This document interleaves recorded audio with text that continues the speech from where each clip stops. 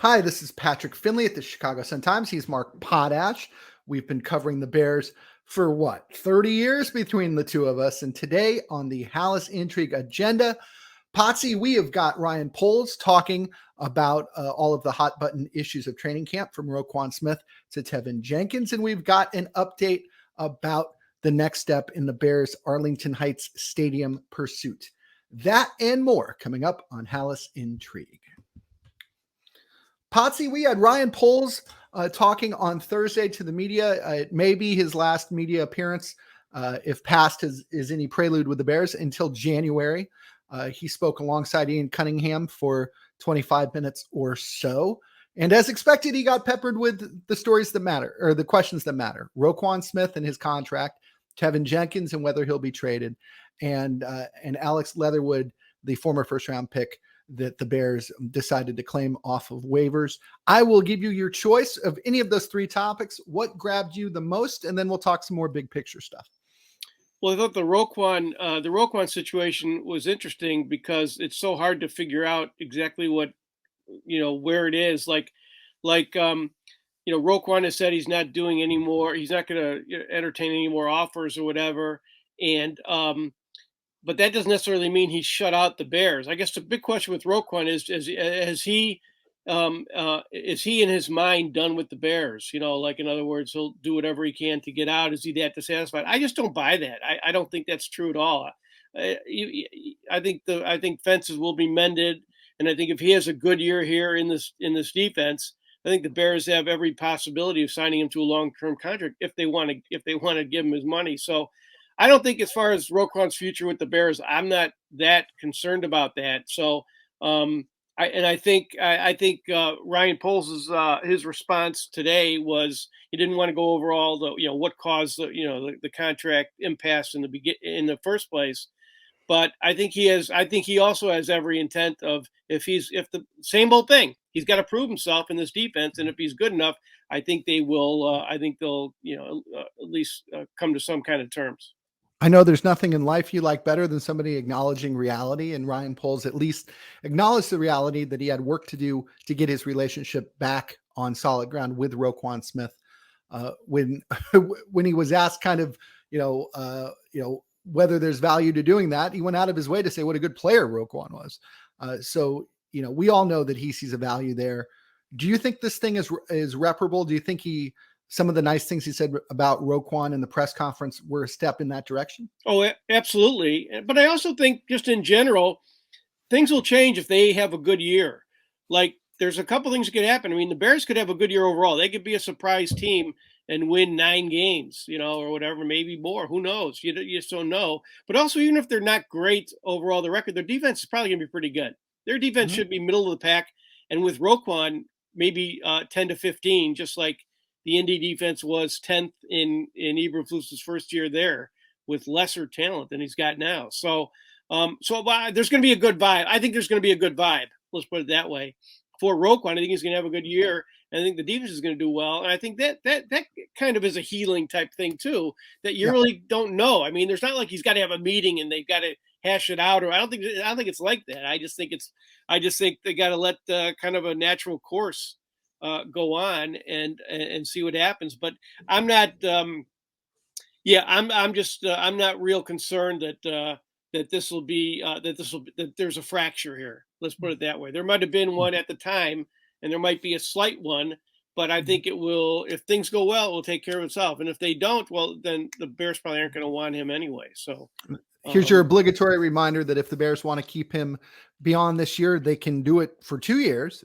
They can give him the franchise tag in 2023 and the franchise tag in 2024. Now, it would be more beneficial to the Bears to work out a contract extension for cap purposes. But the fact is that Roquan is theirs for the next 3 seasons and will play at the leisure of the team. You've said this before, that Ryan Poles was dealt a full house and was smart enough not to fold it. He will be coming at this from a position of strength, even as he is mending fences. Right. So that's why I say, if they want to keep him, they can. But really, the only thing left to really be from my standpoint is, let's just see what he does in this defense, because he should be pretty good, and he could be elite. He could really flourish in this defense, and then that'll be in it. That I wouldn't want to say game changer, but that would certainly, I think,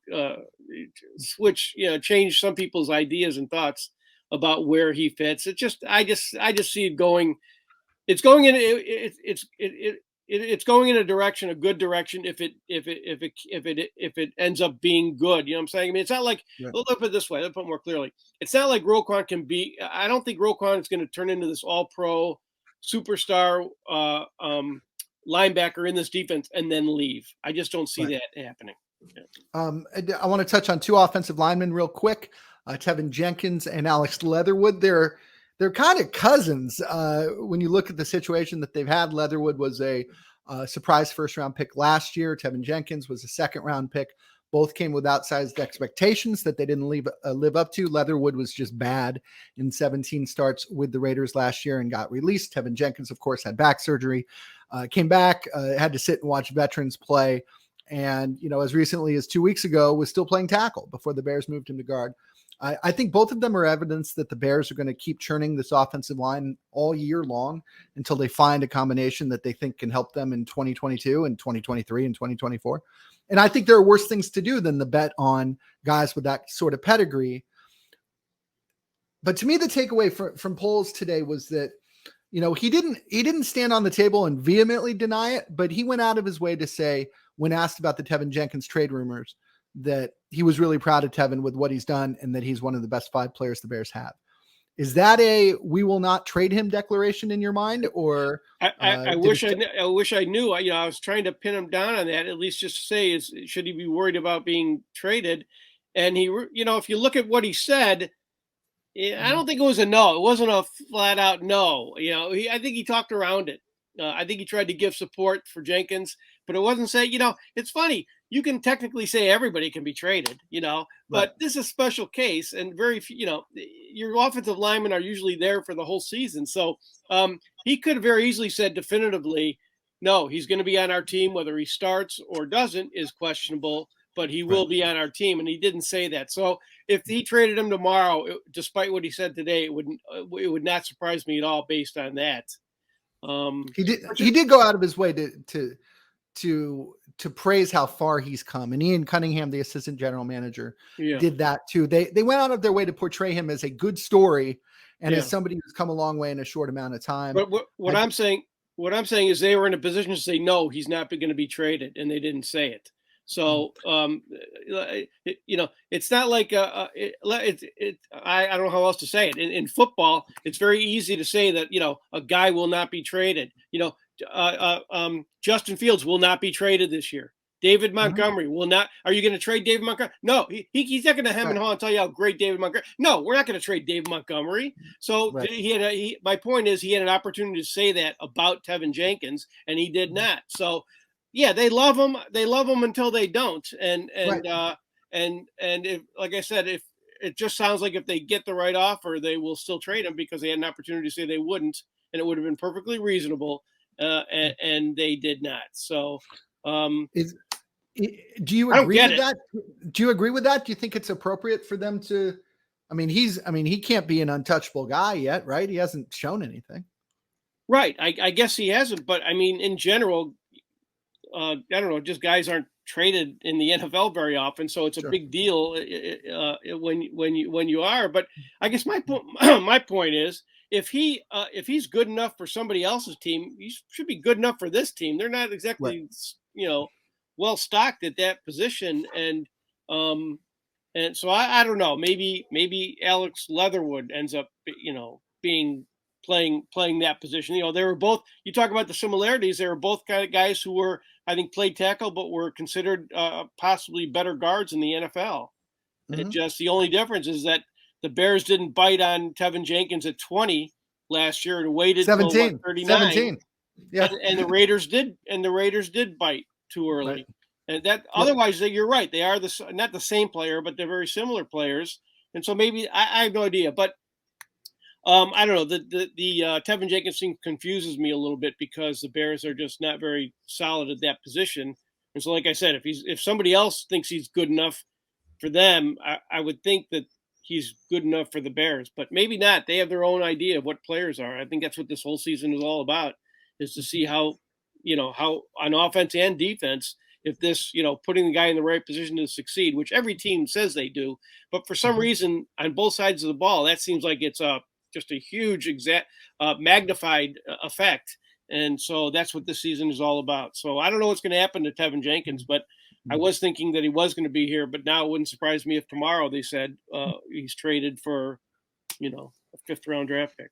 I'm intrigued by Alex Leatherwood for no other reason but that he's got all the resume you'd ever want until he was drafted. He was the number 4 prospect in America as a high school kid, goes to Alabama, plays 40 some odd snaps in the national title game as a freshman because somebody got hurt. He then starts the next 3 years for them.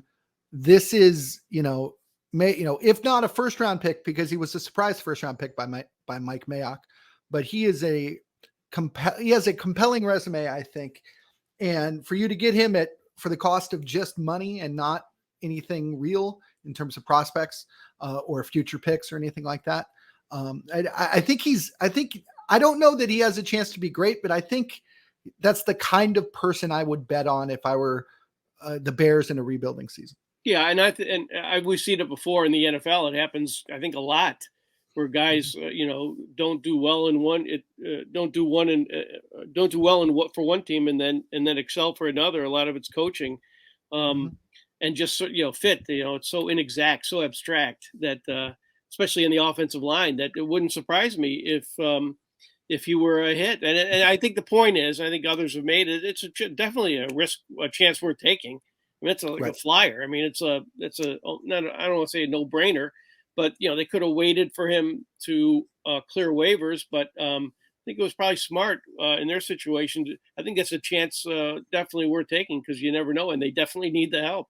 And he's a young guy who, like you said, has a ton of talent. So not defined as a bust just because you don't make it with the Raiders. Just like guys that don't make it with the Bears, you can't say the same thing in the past. Anyway, so we'll see. But it comes down to coaching and we'll see what happens. But I think that was a good pickup. The other thing I find interesting about the Bears and the waiver wire is that while players are going to sign via free agency with the team that has the best opportunity for them, I don't think the Bears are going to win many tiebreakers around the league, given that they're supposed to be one of the worst teams in the NFL.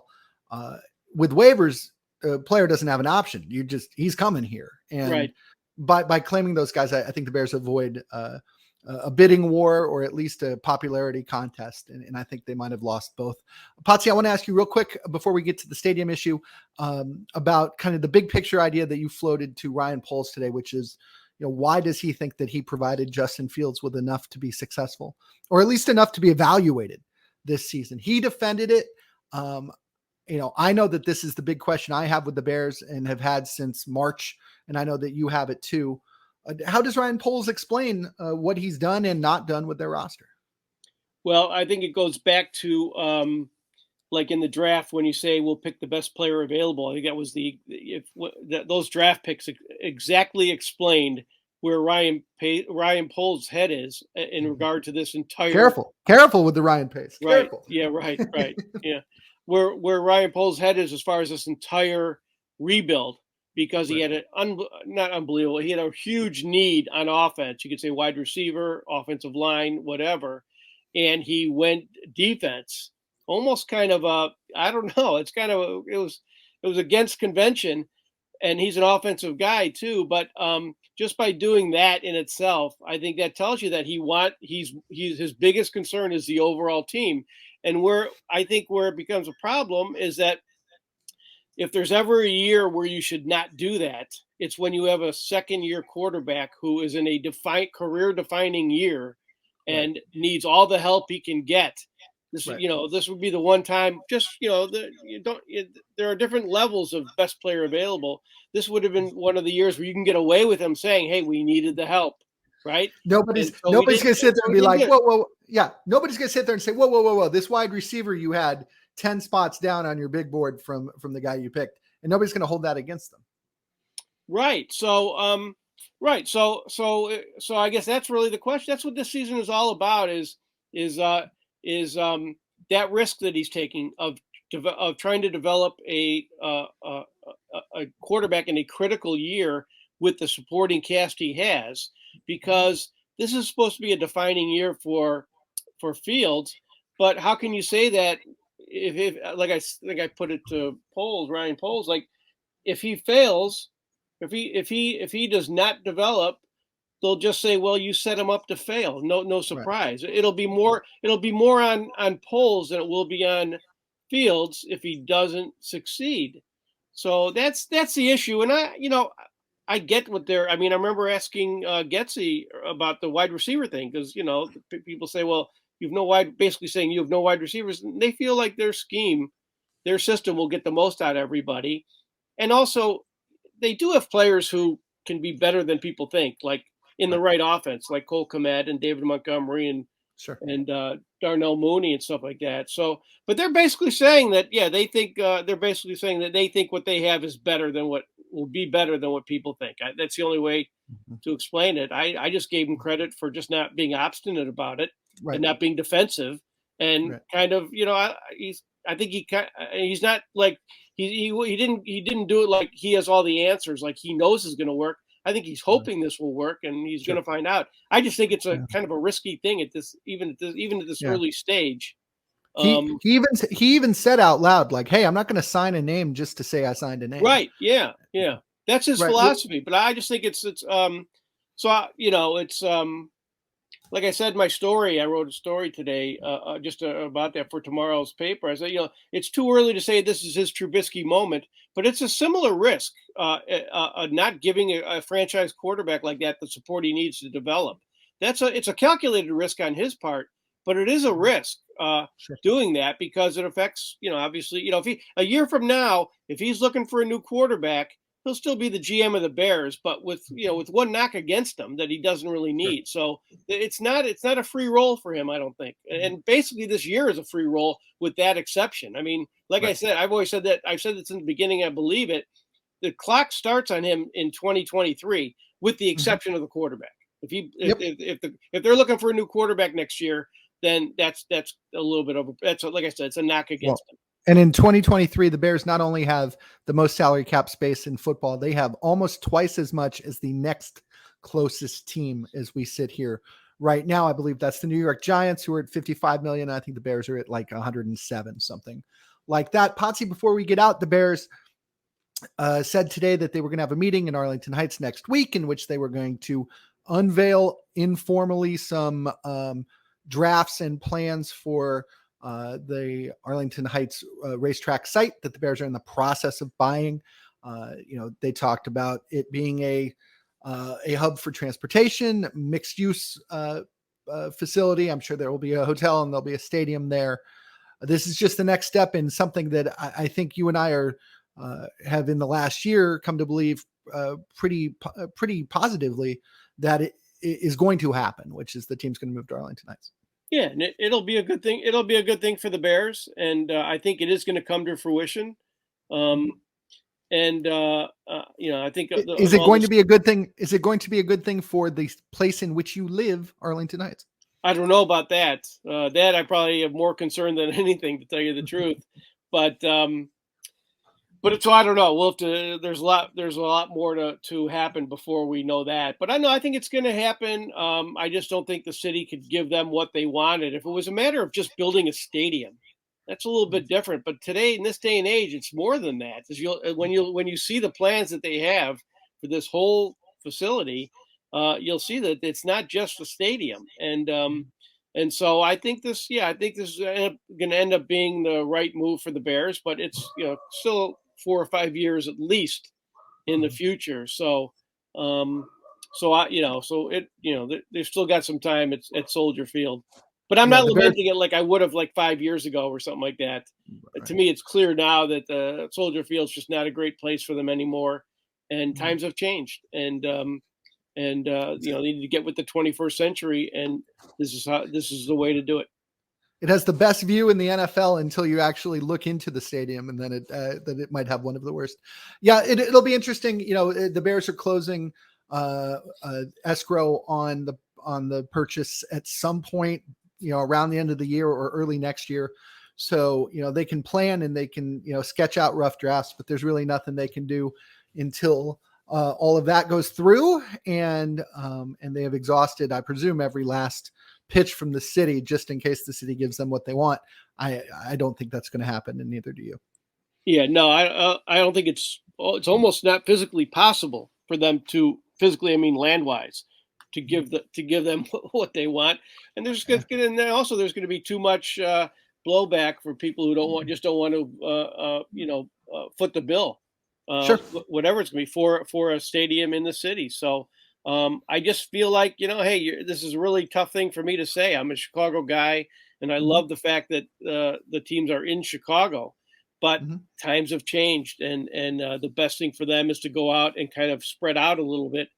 The only question is just how good, what they'll do with it. I'm just, you just never know what they'll come up with. But this is new territory for the Bears. This is nothing like the expansion of Halas Hall. This is a whole entirely different animal, Sure. So. So, but they were confined there too. So now they have a lot more space. So it'll be interesting to see what they come up with. But I guess what I'm saying overall, I think it's going to be really good. It's going to be a modern stadium, and just the whole facility. I think it's going to be a really cool thing and good for the Bears. The product is obviously the key thing, I don't think it has anything to do with it, but with the stadium. But I just think it'll be a good thing for Bears fans once they get over the Bears. I don't think too many people have to get over the Bears not being in Soldier Field. Probably just me and a couple others. And it'll give fans something to talk about in the fourth quarter of blowout losses this season too, because I think we're probably in line for a couple of those. He is Mark Potash. I'm Patrick Finley. Thank you again for listening. As always, check us out on the Sun-Times website. Download the Sun-Times app on your phone. It's the best thing that we do, I think. You can pick up a newspaper as well, and please like, rate, and review the podcast.